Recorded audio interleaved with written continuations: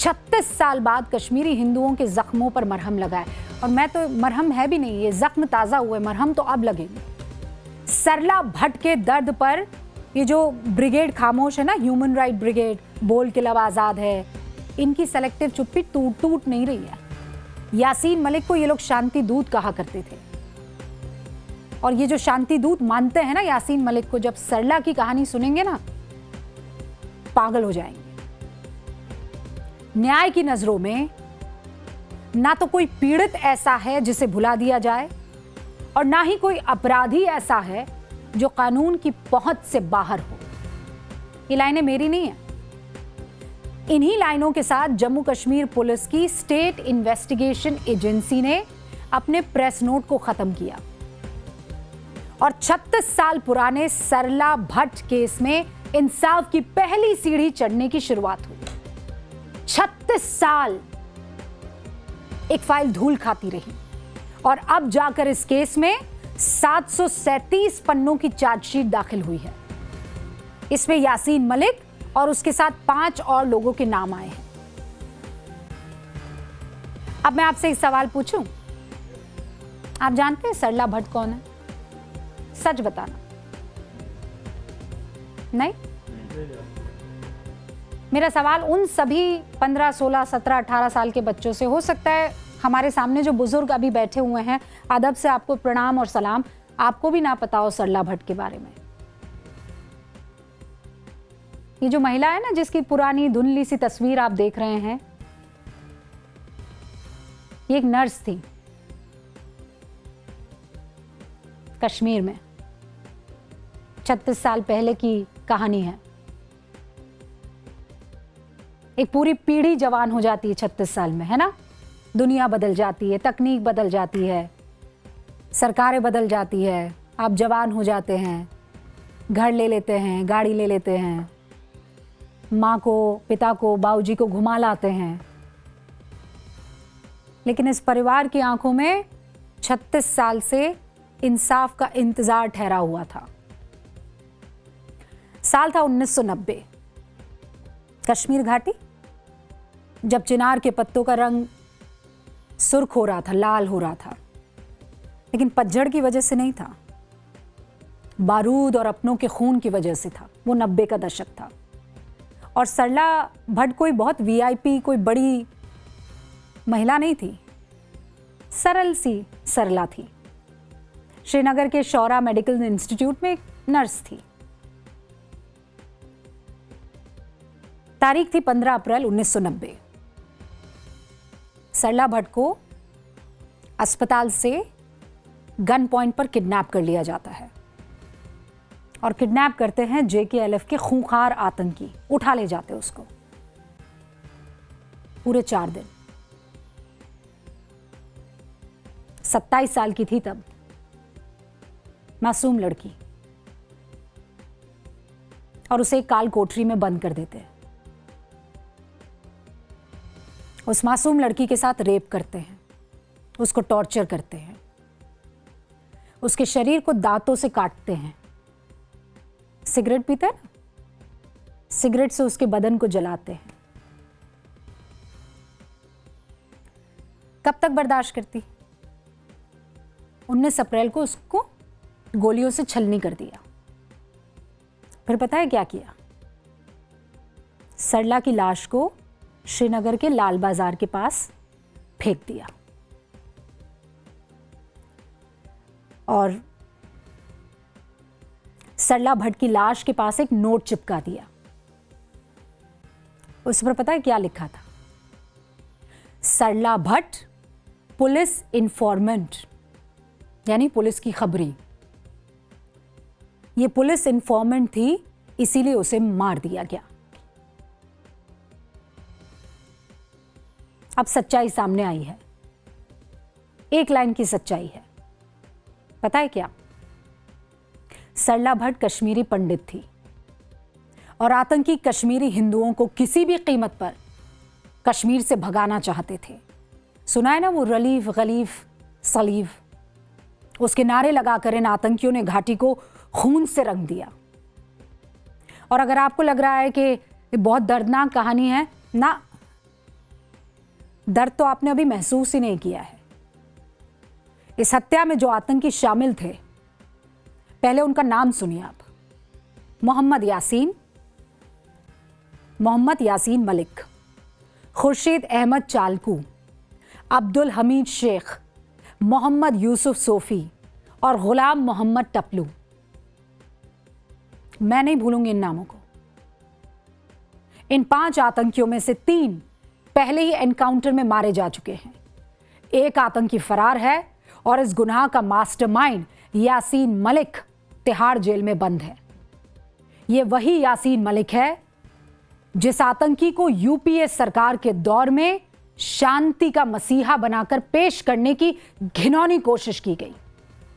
कश्मीर का कत्लेआम करने वाला यह आतंकी दिल्ली के सत्ता के गलियारों में वीआईपी ट्रीटमेंट पा रहा था। यह सरला का हत्यारा। यह तस्वीर कौन भूल सकता है? यह 2006 में जब यह आतंकी प्रधानमंत्री मनमोहन सिंह से पीएम आवास पर मुलाकात करने पहुंचा था, सरकार को कश्मीर में शांति स्थापित करने के लिए राय दे रहा था। यह जिस यासीन मलिक के हाथों पर कश्मीरी हिंदुओं और वायुसेना के ऑफिसर्स का खून लगा था, वो प्रधानमंत्री को सिग्नेचर कैंपेन की सीडी गिफ्ट कर रहा था। शेम। कश्मीरी पंडित तंबू में रहने को मजबूर थे, दाने दाने को तरस रहे थे। उनके हत्यारों को दिल्ली में 5 स्टार मेहमान नवाजी मिल रही थी। तब अलगाववादियों को पुचकारना, उन्हें कश्मीरी आवाम का नुमाइंदा बताना, क्या यह देश के साथ और कश्मीर की उन पीड़ित बेटियों के साथ, मुझे आप बताइए, विश्वासघात नहीं था क्या?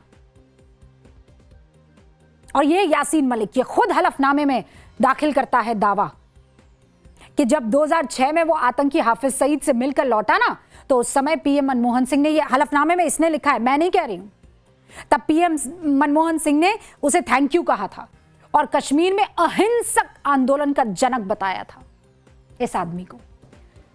आज इसी आतंकी के गुनाहों का एक एक करके हिसाब हो रहा है। सरला भट्ट, गिरिजा टिक्कू, ऐसे कई परिवार हैं, न जाने कितने, जिनकी आंखों में अभी भी उम्मीद की रोशनी है और जगी हुई है। देर हुई है, बहुत देर हुई है, लेकिन उन्हें इंसाफ मिलेगा, हम तो यही उम्मीद करते हैं। अब वापस सरला पर आती हूं मैं। सिद्धार्थ गिगू और वरदा शर्मा की किताब है। इस किताब का अंश पढ़ूंगी तो आपको पता पड़ेगा कि सरला के साथ क्या हुआ। मैं आपको कह रही थी ना कि दर्द का तो अभी आपको आभास भी नहीं हुआ है। उस किताब का नाम है a long dream of home. उस किताब में उन्होंने लिखा है, सरला भट्ट की जब हत्या हो गई तो उनके पड़ोसी इंदु भूषण जुत्सी बताते हैं कि जब पूरे परिवार को सरला की मौत की खबर मिली, तब अनंतनाग में कर्फ्यू लगा हुआ था। सरला की मौत के बाद क्या हुआ, पहले तो आसपास के उनके मुस्लिम पड़ोसी जो थे वो तड़प गए, तो जमा हुए, लेकिन धीरे धीरे करके वो वहां से चले गए। और सरला भट्ट के पिता, उनका नाम है शंभूनाथ और उनके परिवार वाले अकेले रह गए। उनके अगल बगल अब कोई नहीं था, कोई पड़ोसी, कोई नहीं। ये सिग्नल था कि अगर इस कश्मीरी हिंदू परिवार पर अटैक होता है तो कोई मदद के लिए आगे नहीं आएगा, वरना उसका हश्र भी ऐसा ही होगा। फिर रात के 10 बज जाते हैं इंतजार करते करते। सरला की लाश परिवार को सौंप दी जाती है। उस लाश को देखकर एक बाप ने क्या सोचा होगा, जब सिगरेट से जला हुआ शरीर दिखा होगा, खून से लथपथ शरीर दिखा होगा एक बाप को अपनी जवान बेटी का, हर अंग में गोली, तो क्या बीती होगी उस बाप पर, उस परिवार पर। और मैं आपसे कहूं कि ये तो है कि आप मातम मना रहे हैं, आप उस बच्ची की लाश को देख रहे हैं, लेकिन अभी और आपके ऊपर पहाड़ का दुख टूटेगा, क्योंकि आपको नहीं पता है कि इस बच्ची को कहां पर अंतिम संस्कार के लिए ले जाया जाए। कैसे करूं मैं इस बच्ची का अंतिम संस्कार? अंतिम संस्कार के लिए लकड़ियां नहीं थी, आतंकियों ने पड़ोसियों को ऐसा डरा दिया कि अगर कोई इस घर की मदद करेगा, परिवार की मदद करेगा, तो उसका अंजाम खराब होगा। आतंक का खौफ इतना कि एक तिली तक नसीब नहीं होने को मुस्लिम बहुल इलाका। उस रात सरला के परिवार की मदद किसी ने नहीं की। हाँ, दूसरे मोहल्ले के रहने वाले एक पंडित परिवार ने लकड़ियां भेजी अंतिम संस्कार के लिए, लेकिन पंडित आए नहीं। कोई पंडित नहीं मिला, फूल नहीं मिले, धूप बत्ती नहीं मिली। मोहल्ले के बाहर निकलना नामुमकिन था, आप जा ही नहीं सकते थे मोहल्ले के बाहर। पता है अंतिम संस्कार कहां हुआ? सरला का एक छोटे से नाले के बगल में, नाला होता है ना, उसके बगल में। अभी भी आपने दर्द महसूस नहीं किया है, अभी रुकिए। सरला के पार्थिव शरीर को जब वो पिता लेकर जा रहा था तो युवकों ने रास्ता रोका, किसी तरह हाथ जोड़े, पैर पकड़े, आंसू बहाए, गिड़गिड़ाए, तब जाकर कहा जाओ दे दो इसको अंतिम विदाई। और फिर अंतिम संस्कार के बाद अस्थियां लेकर आते हैं ना, आप चुनते हैं, राख जिसे कहते हैं। तो परिवार जब अस्थियां लेने के लिए गया ना, जहां सरला को अंतिम विदाई दी गई थी, तो अस्थि कलश को लात मार दी गई। उसकी पूरी मिट्टी को इधर उधर और उसमें खेलने लगे, बिखेर दिया जमीन पर। और वो दिन सरला के भाई को आज भी याद है, आप सुन लीजिए। आप अस्थियां लेने भी गए थे कश्मीर? अस्थियां लेने गए थे हम, मैं और उस लड़की का फुफड़, दो ही बंदे थे हम। वहाँ पे कम से कम 150-200 बंदे बैठे थे। ये मुस्लिम, वो मिलिटेंट थे, कौन थे क्या थे, तो हमारे साथ लड़ने लगे, गाली गलौज करने लगे हमारे साथ। फिर हमने कहा कि हमने थोड़ी सी राख उठानी है, हालांकि हम एक मटका लेके गए थे वहाँ पर, वो मटके में वो राख ले आएंगे हम। इतना गुस्सा हुए, वो उठे और अपने जूतों से फैला दिया वो पूरे में सारा वो उनके वो ऐश। फिर वो फैरन का अंदर से वो पोस होता है, उसमें से एक मुट्ठी उठाई और उसमें डाल दी और चले गए हम। तो जिस दिन सरला का अंतिम संस्कार किया गया, उसके अगले ही दिन यानी 21 अप्रैल 1990 को सरला के घर पर ग्रेनेड से हमला हुआ। परिवार डरा हुआ था और रातों रात उन्होंने कश्मीर छोड़ दिया, जम्मू चले गए। 1979 में कश्मीरी पंडितों को निशाना बनाने के लिए पाकिस्तान प्रायोजित आतंकी हमले शुरू हुए। जनवरी 1990 लाखों की तादाद में कश्मीरी हिंदू घाटी छोड़कर भाग गए, मजबूर हुए। अप्रैल 1990 में हिजबुल मुजाहिदीन ने 24 घंटे के अंदर कश्मीरी हिंदुओं को घाटी छोड़ने का अल्टीमेटम दे दिया। उसके बाद 62,000 कश्मीरी हिंदू परिवारों को अपना घर, अपनी जमीन, अपनी मिट्टी, अपनी घाटी सब छोड़कर जाना पड़ा। 219 कश्मीरी हिंदुओं की हत्या हो गई।